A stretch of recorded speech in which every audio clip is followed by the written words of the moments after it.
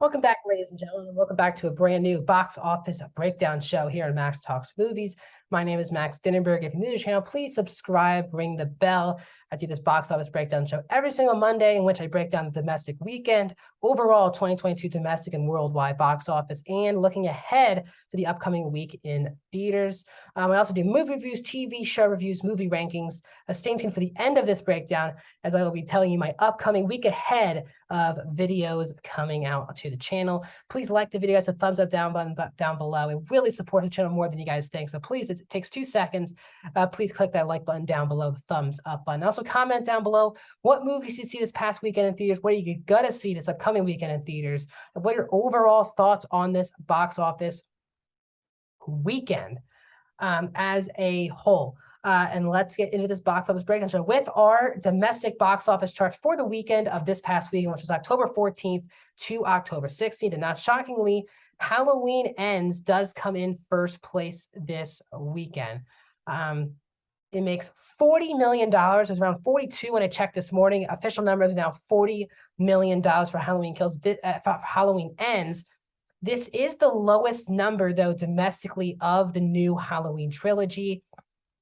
The first one made a lot of money. I think it made near $80–90 million opening weekend. So it is the lowest of the franchise. The first film, Halloween 2018, that made $76 million in its domestic opening weekend. And then all the way down, Halloween Kills last year made $49 million. So even though both films, Halloween Kills and Halloween Ends, both were also Peacock releases at the same time simultaneously, this film makes $9 million less than Halloween Kills. So this is the lowest. It's a solid number because we really have not had a movie hit really over 20 million, 25 million for an opening weekend in a while. But Halloween Ends did solid, but this is definitely the lowest of this trilogy, showing that maybe there is clearly not as much anticipation for these films. And also, I think word of mouth was really bad for this movie. It had a C+ cinema score, which is one of the worst cinema scores of the year. So that I have a spoiler review and a non-spoiler review of this movie on this channel. So if you want to check that out, non-spoiler reviews also and a spoiler. Number 2 on this list, also doing well in the horror genre, is Smile for Paramount. Again, Halloween Ends is Universal. Smile is Paramount. It makes $12.5 million in its third weekend, which is in only a 32% drop. And Smile is now sitting at $71 million domestically. This has been the horror sensation of the month of October. Barbarian did very well, but was very low budget with not a lot of promotion. And while this is definitely the most promoted horror film, it's getting the people in seats here in the month of October. This seems to be well on its way to probably overtake Halloween Ends, totally domestic box office. Currently in 3 weekends is $31 million up on Halloween Ends. We'll see based on the bad reception for the movie if that will force a big drop off next weekend for Halloween Ends. But Smiles has some really good drop offs, especially for a horror film. These films usually drop off like big budgeted superhero films, like 70% usually. These are nice drop offs for Smile. So Smile is now 29 away from being $29 million away. We'll see if it gets there, but 29 million away from being a $100 million film. I think this film's doing very well on the PVOD market and will, I think, gain subscribers for Paramount Plus. I mean, I remember last year when this film was tested, it was originally supposed to be a Paramount Plus original film, but it tested so well they put it in theaters, and another massive win for Paramount. In third place, we go to Sony with Lyle Crocodile in its second weekend, and only 36% drop. Didn't really have a big opening, only, I think, $11 million. Because Lyle Crocodile now is now at $22.7 million domestically. These are okay numbers for Sony. I think this is the only family film in the market right now, and you think that this would do very well, especially opposing all these horror films coming out. But this is not a movie that anyone is talking about. It's not heavily promoted whatsoever. So that's a number 3. The Woman King in its 5th weekend is at number 4. Again, this is also for Sony Pictures, so back-to-back for Sony. 3.7 million, only a 28% drop. And The Woman King is up to 59.7, about to creep into $60 million domestically. these are solid numbers. These are not spectacular numbers for The Woman King, but it continues to do really well at the box office. Again, this movie has great word of mouth as one of two A+ cinema scores this year.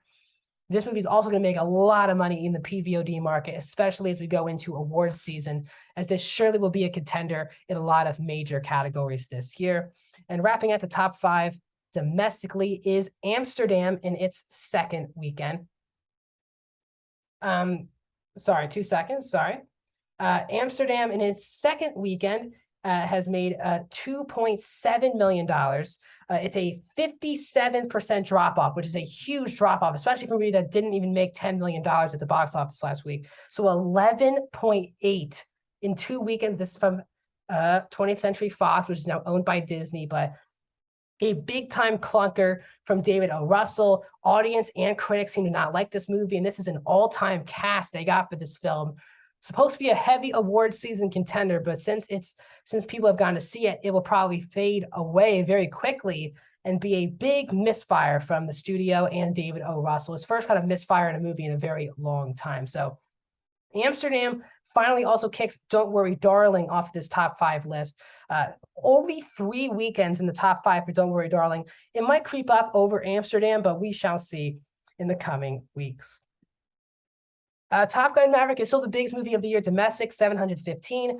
This is the same top 13 as last week, so we'll go through it quickly. Top Gun Maverick, Doctor Strange and the Multiverse of Madness, number 2. Jurassic World Dominion, number 3. The Batman at number 4. Minions, The Rise of Gru at 5. Thor, Love and Thunder is at 6. Sonic the Hedgehog 2 at 7. Elvis at 8. Uncharted at 9. Nope at 10. Lightyear 11. The Lost City 12. And Bullet Train number 13. Those are the all over $100 million movies of the year.